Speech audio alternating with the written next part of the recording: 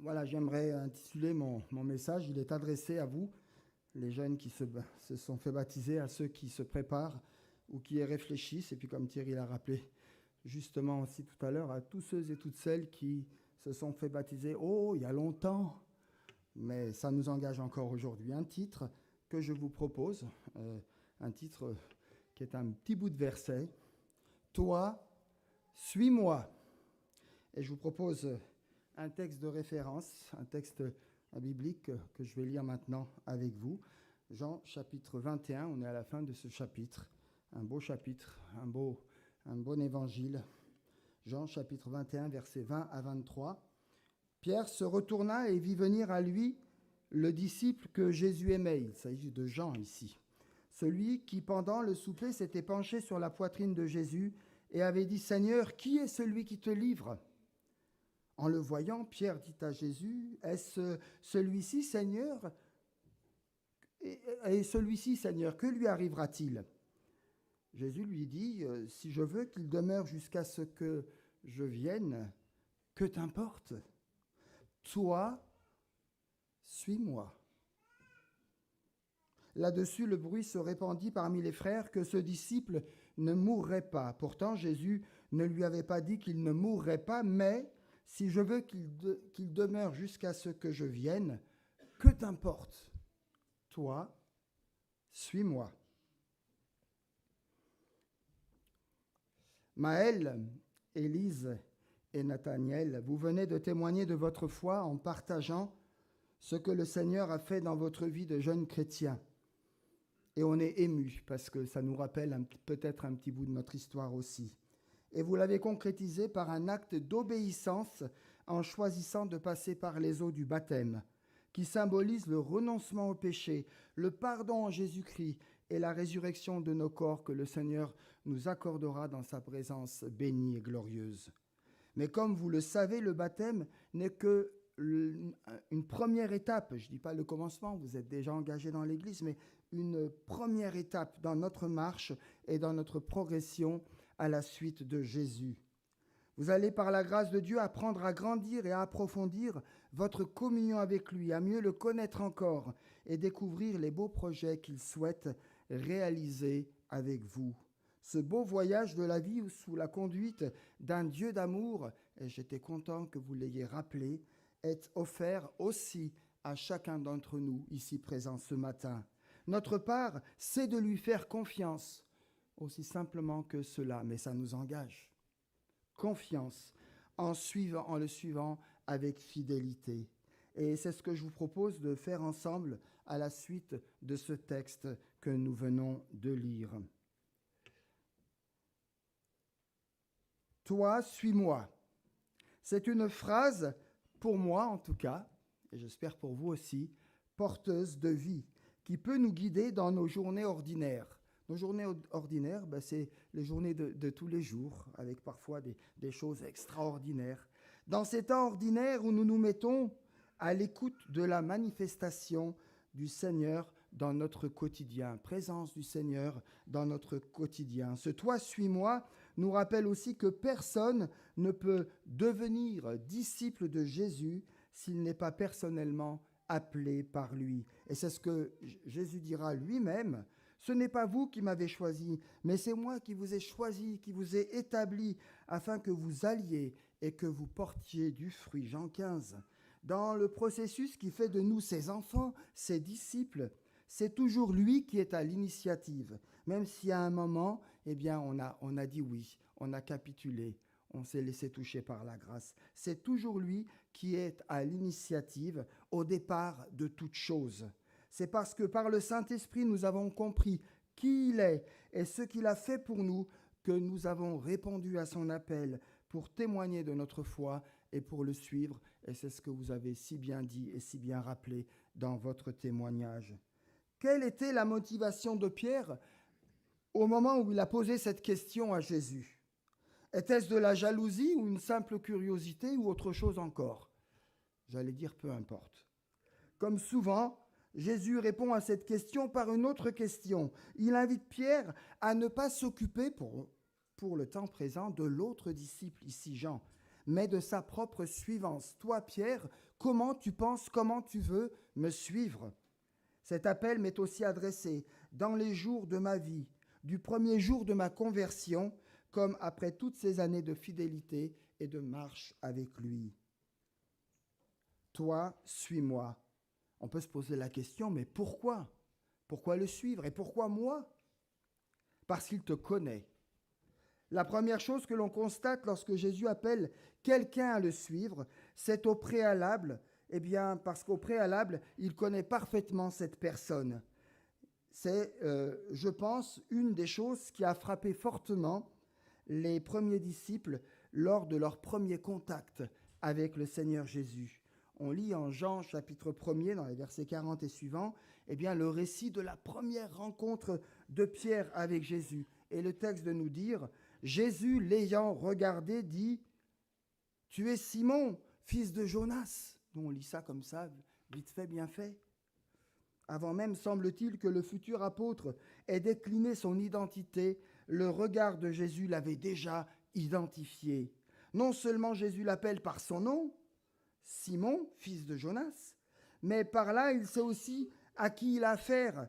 Et il fait même référence ici à son propre père, lui disant en quelque sorte qu'il connaît tout de son histoire personnelle, de ses racines, de sa culture, de son arrière-plan familial.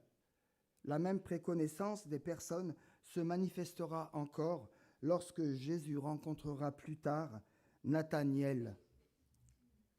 Vous suivez toujours? Nathanaël, c'est pas à confondre avec Nathanaël ici présent, qui écoute sagement, et il fait bien. À la question « D'où me connais-tu » posée par Nathanaël, Jésus ne répondra pas directement. Il se contentera simplement de lui montrer qu'il sait tout de lui, qu'il n'y a aucun endroit où il puisse se cacher loin du regard de Jésus. Nathanaël, quand tu étais sous le figuier, dira Jésus, je t'avais vu. Savoir que Jésus sait tout de nous, de notre histoire, pas seulement depuis que nous le connaissons, mais depuis finalement toujours, pourrait nous inquiéter. Mais le désir de Jésus est plutôt de nous rassurer. Le message qu'il nous adresse est que s'il choisit et s'il nous choisit dans son équipe, ce n'est pas à l'aveuglette qu'il le fait. Il le fait en toute connaissance de cause, de qui nous sommes, de notre passé, de nos souffrances, de nos résistances et de ces zones d'ombre peut-être dans lesquelles nous avons ici ou là traversé. Pourtant, tel que nous sommes, il nous veut, il te veut dans son équipe. Notre part est d'accueillir l'amour de Jésus au cœur même de nos journées. Et ce signe de l'amour est que Jésus nous l'offre pour notre quotidien. Et il nous l'offre d'une certaine manière pour que justement, nous ne cherchions pas à évaluer ou à essayer de considérer la vie des autres, leur parcours, de ce qu'ils ont fait, de ce qu'ils ont dit, de ce qu'ils sont faits, et même par rapport à nous-mêmes, mais de lui faire confiance par rapport à ce qu'il nous a préparé, par rapport à ce qu'il veut faire avec nous dans notre vie. Le point commun qui nous unit et qui unit aussi Jean et Pierre dans notre récit, c'est justement leur désir de vouloir suivre Jésus. Et je suis heureux de l'avoir entendu, parce que parfois c'est pas très présent dans les témoignages. Vous avez le désir de suivre Jésus et Dieu va vous bénir pour cela. Que t'importe, toi, suis-moi. Cette réponse de Jésus est à comprendre comme une parole qui libère. Il y a en effet, vous savez, dans nos vies des préoccupations qui nous alourdissent inutilement, et qui peuvent parfois même nous écarter du projet de vie que le Seigneur a pour chacun d'entre nous. Toi, suis-moi. L'essentiel a été dit, personne d'autre pourra prendre ta place. Jésus a besoin de toi, de qui tu es. Il sait ce qu'il va faire avec toi. Pourquoi suivre Jésus? Parce que nous sommes uniques. Face à l'appel de Jésus à le suivre, à entrer dans ses projets pour être son témoin, nous réagissons parfois, mais pas que mais parfois comme Moïse ou encore Jérémie ou tant d'autres encore. Moïse a dit un jour, « Qui suis-je, moi, pour aller vers Pharaon et pour faire sortir d'Égypte les enfants d'Israël ?» On est dans Exode chapitre 3. Et plus tard, ce beau prophète qui a souffert. Jérémie, les lamentations de Jérémie, c'était pas facile d'être prophète à cette époque-là. Jérémie de dire « Ah Seigneur, je ne sais point parler car je suis jeune, je suis un enfant ». Les réactions de Moïse et de Jérémie sont les mêmes. Et je paraphrase ici. « Tu nous as vus, Seigneur ?» Non mais franchement, tu nous as vus. Certainement, tu n'as pas pris le temps de lire notre CV, sinon tu ne nous aurais jamais choisis. Seigneur, tu t'es planté. La réponse de Dieu est tout à fait à l'opposé. Au contraire, Moïse, je te connais très bien. Je sais que ce que tu as fait dans le passé. Tu as échoué, mais tu n'es pas disqualifié. On va refaire la même chose, mais cette fois-ci, je prendrai les commandes de l'opération, si tu veux bien. Pour Jérémie, la réponse de Dieu est encore plus déconcertante. Je lis Jérémie 1, verset 5. « Avant que je ne te forme dans le ventre de ta mère, je te connaissais, et avant que tu ne sortes de son sein, je t'avais consacré, je t'avais établi prophète pour les nations. » Paul dira plus tard, en parlant de lui-même et de son parcours, il dira en Galates chapitre 1, verset 15, « Mais Dieu m'avait mis à part dès avant ma naissance, et dans sa grâce, il m'a appelé à le connaître. » Mes amis, et en particulier à vous, nos jeunes, et à ceux qui se posent la question, et à ceux qui, dans quelques mois, on aura d'autres saisons de baptême, se posent la question ou se préparent, à vous, en particulier Maël, Élise et Nathaniel, nous devons savoir que lorsque Jésus nous appelle à devenir ses disciples, c'est vraiment nous qu'il veut et pas un autre. J'ai presque envie de dire aujourd'hui, oubliez les autres. Pensez à vous et à ce que le Seigneur est en train de faire pour vous, avec vous et en vous. Il sait parfaitement qui nous sommes. Il ne se fait pas d'illusions sur nos faiblesses, nos fragilités, nos erreurs, nos tâtonnements, nos hésitations, nos résistances, et j'en passe. Il sait surtout ce qu'il va faire et ce qu'il veut faire avec nous. Qui que nous soyons, nous sommes, tu es, vous êtes uniques. Aussi, ce que Dieu veut faire avec nous-mêmes, même si cela ressemble à ce qu'il a fait avec d'autres, reste et est unique. Que tu sois affaibli dans ton corps ou en bonne santé, que tu aies un arrière-plan chrétien ou pas du tout, que tu sois davantage intellectuel ou particulièrement doué de tes mains, c'est toi tel que tu es que Dieu veut. Il te réclame parce qu'il sait de quelle manière unique il pourra personnaliser avec toi et au travers de toi le message qu'il veut communiquer aussi aux autres. En choisissant ses disciples, avec soin, Jésus poursuit un but précis. Il veut que chacun serve à faire voir, à montrer quelque chose tout à fait unique sur lui-même, sur sa grâce, sur son amour, sur sa sainteté, sur sa divinité, sur sa justice, sur son pardon, sur la vie nouvelle et la transformation qu'il veut opérer dans notre vie. Tel est le rôle, quelque part, et la signification de l'Église corps du Christ. L'Église, c'est vous, c'est moi, c'est ces pierres vivantes. Elle est, selon l'apôtre Paul, l'interface de Dieu, le moyen par lequel, et je recite ici un peu paraphrasé Éphésiens 3:10, elle est l'interface de Dieu, le moyen par lequel la sagesse de Dieu, dans sa grande diversité, est mise à la portée du monde, un témoignage pour le monde et aussi pour les puissances célestes. Le but de Dieu à travers l'Église est d'être tout en tous, tout en l'étant d'une manière particulière en chacun de nous. Dieu n'a pas de schéma. Il choisit des disciples qui, sous sa conduite, deviennent et deviendront petit à petit la lettre particulière de Christ, lue et vue par tous les hommes. Il est possible ce matin que, te regardant toi-même, tu te perdes dans de multiples pensées, j'ose dire des pensées stériles, des pensées sans vie, des pensées négatives. Que peux-tu faire avec un gars, avec une fille comme moi, Seigneur? Qui ne s'est jamais posé cette question? Et peut-être que ça ronronne quelque part dans ton cœur aussi ce matin. Le Seigneur te dit une seule chose, la même que celle qu'il a dite à Pierre, qui s'interrogeait sur l'avenir de Jean. C'était même pas son propre avenir, mais c'était l'avenir de son copain, de son ami Jean. Les autres, Pierre, ce n'est pas ton affaire. Toi, un peu plus de conviction, hein? Ben oui, je suis d'accord. Toi, suis-moi. Voilà. Il nous appelle encore à le suivre parce qu'il nous a aussi préparés. Devant la réponse de Dieu donnée à Moïse et à Jérémie et à tant d'autres, nous constatons que non seulement Dieu nous connaît, mais qu'il nous a préparés pour le service, la mission, le témoignage que nous sommes appelés à rendre.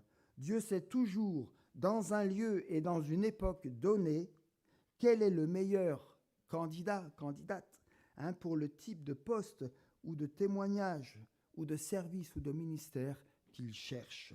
Il se peut que nous ne sachions pas encore très bien ce à quoi nous sommes destinés. Oui, il y a les études, oui, il y a les choses qui se précisent, les orientations, mais après. Moïse ne l'a su que bien plus tard. Si on l'avait interrogé pendant les premières 40 années où il gardait les moutons dans le désert, il aurait sans doute dit « Moi, je ne suis rien », le maillon faible. Ou plutôt, il aurait dit, peut-être, je paraphrase encore une fois, « J'ai tout raté, j'ai tout raté ». Mais Dieu savait le potentiel unique qui se trouvait en lui et aussi à quel moment il allait faire valoir ce potentiel. Écoutez bien ce que je vais dire, les jeunes. Dieu t'a préparé une œuvre en particulier. Tu as une capacité de service, d'accueil hors pair. C'est cela que Dieu veut sublimer en toi. Tu as le contact facile, tu aimes encourager, n'est-ce pas, Nathaniel? Les gens viennent simplement et facilement, spontanément, pour se confier à toi et peut-être évoquer leurs problèmes. Tu inspires confiance. C'est cela que Dieu veut sublimer en toi. Tu es généreux, tu ouvres facilement ta main et ton cœur. Tu es peut-être artiste, un super talent de dessinateur ou peut-être la peinture, la musique, l'art, que sais-je encore. Voilà la direction vers laquelle ou dans laquelle Dieu va t'utiliser d'une manière étonnante et merveilleuse.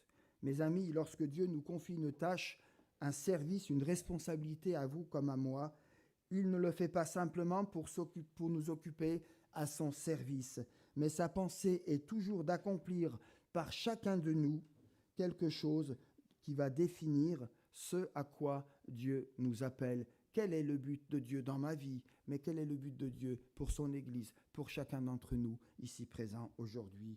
Parce que Pierre était pécheur, eh bien Dieu va l'appeler à être pécheur d'hommes.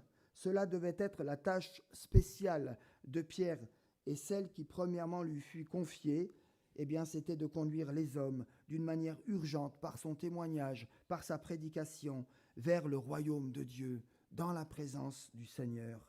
Comme Pierre, Jean était aussi un pécheur, mais contrairement à lui, il n'était pas dans le bateau quand Dieu a appelé les disciples. Il nous est dit que Jean et son frère réparaient les filets, ils étaient pêcheurs. Lorsqu'on est occupé à réparer quelque chose, on cherche à le ramener à son état premier. Si quelque chose a été abîmé ou endommagé ou perdu, on tâche de le réparer, d'y remédier.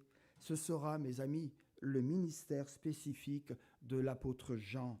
Il cherchera toujours à ramener ses auditeurs à la pensée originelle de Dieu. Toi, suis-moi. Comment devient-on le disciple que Jésus veut que nous soyons?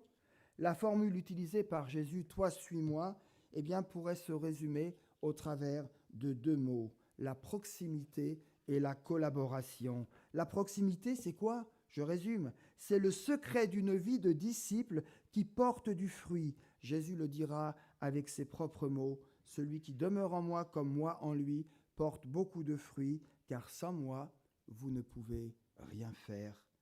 Nous ne pouvons pas être les disciples, les enfants que Dieu nous appelle à être si nous ne vivons pas dans une réelle communion et dépendance avec lui. Sans ce lien étroit de communion, nous perdons et nous perdrons rapidement ce qui fait notre joie et notre force. Nous perdrons aussi peut-être et certainement notre appétit spirituel et notre enthousiasme dans cette vie abondante à laquelle le Seigneur nous appelle. Nous devenons alors comme ce sel, vous savez, dans la Bible, l'image du sel qui a perdu de sa saveur. Et le lien avec la proximité, et en lien avec la proximité, le deuxième terme établi ou principe établi par Jésus pour que nous devenions ses disciples, qu'il veut que nous soyons, c'est la collaboration. Le premier sens du mot collaborer est le co-labeur. Autrement dit, le travail ensemble. Dans 1 Corinthiens 3,9, le terme grec qu'emploie Paul est synergenos, qui veut dire, et d'où d'ailleurs dérive ce mot moderne que nous utilisons, synergie. Pour dire les choses autrement et d'une manière plus succincte, collaborer signifie coordonner, organiser, travailler ensemble, de telle sorte que la somme de nos efforts communs produise au-delà de notre contribution individuelle. Nous le voyons dès le moment où Jésus appelle ses disciples. Il les a pris avec lui, il les a mis au travail. Ils ont regardé faire, puis par la grâce de Dieu, ils ont appris à reproduire à leur tour. Alors que Jésus envoyait ses disciples en mission, il savait très bien qu'aucun d'eux ne ferait mieux que lui. Mais là n'était pas la question. Jésus n'a pas fait entrer ses disciples dans ce qu'ils savaient bien faire, mais il les a invités à apprendre à compter sur lui dans des domaines qu'ils n'avaient pas encore expérimentés. Sortir de notre zone de confort et prendre des risques fait partie de notre formation spirituelle. Il se peut que face à une tâche qui nous est proposée, nous reculions en disant « Mais je n'ai jamais fait cela » ou « D'autres sont davantage doués pour faire telle chose ou tel service. » La question qui se pose n'est pas « Est-ce que je sais faire ce que l'on me propose de faire ?» mais plutôt « Suis-je disponible pour apprendre et faire l'expérience du soutien de Dieu dans ma vie, dans cette tâche nouvelle, dans cette responsabilité, dans ce chemin dans lequel je sens que Dieu m'appelle. » Mes amis, c'est ce principe de proximité et de collaboration énoncé par Jésus qu'il nous faut appliquer aujourd'hui dans notre Église, que nous essayons d'appliquer, mais j'ai envie de dire dans l'Église avec un grand E, l'Église du Seigneur. Faire à côté de quelqu'un, apprendre de lui, être aussi capable plus tard d'accompagner un autre, une autre, dans sa progression, dans sa marche avec le Seigneur. Si vous comprenez ce principe spirituel, vous ferez alors l'expérience, et je suis bien placé pour en parler, mais je ne suis pas le seul ici, vous ferez l'expérience d'une joie nouvelle, de la plénitude de l'Esprit en vous, d'une communion renouvelée avec Dieu. Vous verrez que votre marche avec Dieu prendra du sens, de la profondeur, et vous vous accrocherez davantage à lui. Sa présence deviendra tellement concrète dans votre vie que vous ne voudrez plus vous en séparer. Ainsi baptisés en Jésus-Christ, nous sommes en communion avec le Père parce que nous sommes réconciliés avec lui par la mort et la résurrection de son Fils. Nous sommes également solidaires de Jésus grâce à l'Esprit Saint qui nous rend témoins de la présence active et du déroulement de notre histoire, tant personnelle que collective. Filles et fils bien-aimés de Dieu, habités par le Saint-Esprit et solidaires de nos frères et de nos sœurs, nous avons reçu le potentiel nécessaire pour accomplir la mission que le Seigneur Jésus, après sa résurrection, a confiée à son Église, à ses disciples. Allez, faites de toutes les nations des disciples. En un mot, soyez porteurs, soyez porteuses de la bonne nouvelle de Jésus-Christ. Que nous soyons aujourd'hui et pour notre temps présent, jeunes et moins jeunes, ces messagers et ces témoins fidèles. Chers Maël, Élise et Nathaniel, que Dieu vous bénisse et vous conduise, vous, vos parents, vos frères, vos sœurs, vos proches, que Dieu vous conduise dans l'obéissance de sa parole, afin que vous puissiez goûter combien il vous aime. Un mot de conclusion, toi, suis-moi. Amen. Que Dieu vous bénisse.